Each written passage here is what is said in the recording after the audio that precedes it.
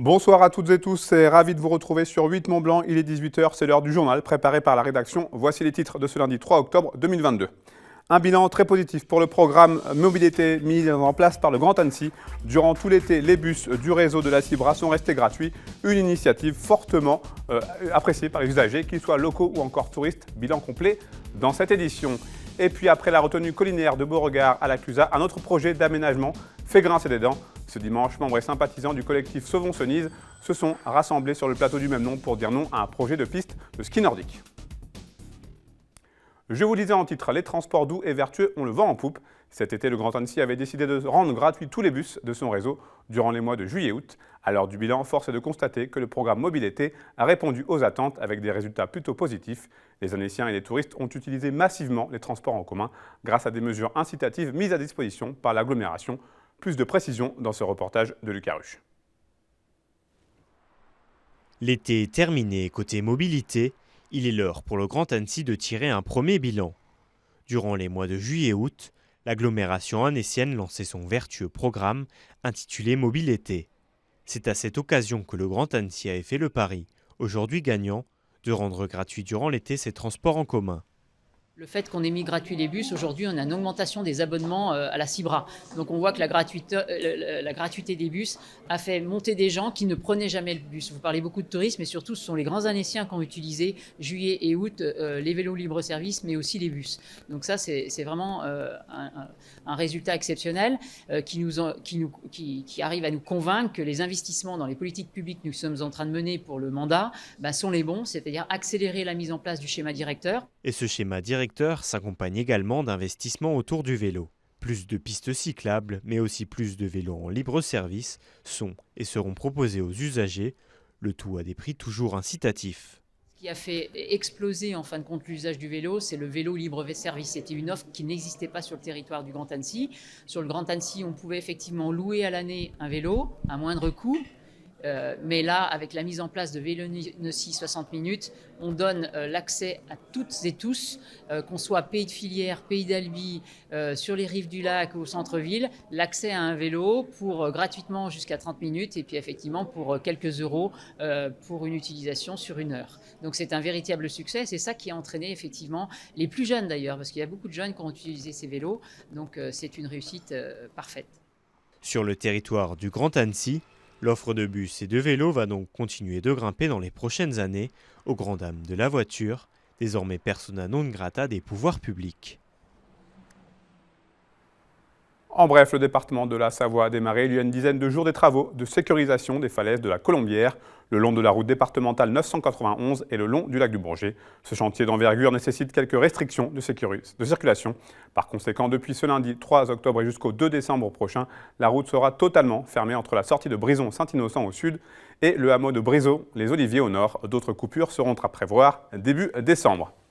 L'avenir du plateau de Cenise a mobilisé plus de 200 personnes ce dimanche à 1700 mètres d'altitude. Le site fait aujourd'hui l'objet d'une étude qui pourrait déterminer la faisabilité de la création de pistes de ski nordique. Ce projet ne passe pas pour de nombreux habitants qui se sont très vite rassemblés en collectif.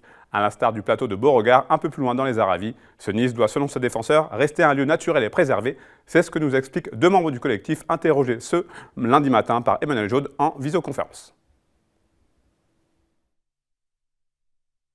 Je pense qu'on a perdu beaucoup de gens avec le mauvais temps, mais on est très content de voir tous ces gens se manifester et qui ont pu nous dire de façon orale aussi leur désir de préserver ce lieu qui est un des derniers plateaux quand même en Haute-Savoie aussi vierge et aussi naturel.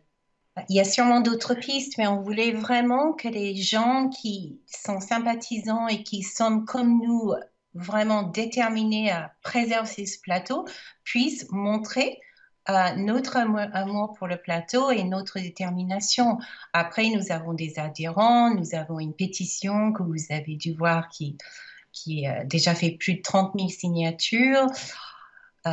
Mais aujourd'hui, il nous semblait important de faire une vraie manifestation sur le lieu que nous souhaitons préserver. On va être obligé de se mobiliser de plus en plus et qu'ils se rendent compte que nous ne sommes pas 15 personnes, nous ne sommes pas 20, mais nous sommes très, très nombreux tout âge, toute génération, toute profession confondue, à vouloir préserver cet espace. Oui, ce qu'on sait dans nos adhérents, c'est qu'il y a des amoureux de la nature, il y a des randonneurs, il y a des écologistes, il y a des vététistes, il y a des agriculteurs, il y a des défenseurs de patrimoine. Enfin, et je pense que malheureusement, pour l'instant, alors notre collectif, il n'est pas très vieux, donc on avance au fur et à mesure et on espère que ça va porter ses fruits.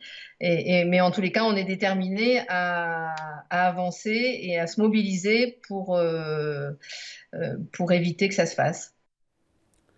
On ouvre à présent une page sport et on commence avec du football et la mauvaise opération du FC Annecy ce samedi. Les joueurs de Laurent Guyot recevaient Bastia. Je suis très déçu du résultat. Voilà. Je trouve que même si à la mi-temps le score était un peu cher payé, 1-0 contre nous, on a quand même manqué de... Pas de générosité, mais on a manqué de justesse. Et j'ai eu le sentiment à un moment donné qu'on aurait pu jouer pratiquement 2 heures. Je trouve qu'à domicile, et c'est une chose sur laquelle il va falloir... on s'est déjà penché, mais il va falloir se pencher à nouveau sérieusement, c'est qu'à domicile, il ne faut pas perdre. Prenez des points, un seul point, mais c'est toujours ça de prix. Et à domicile, il ne faut pas perdre. Et voilà, c'est un sentiment un peu...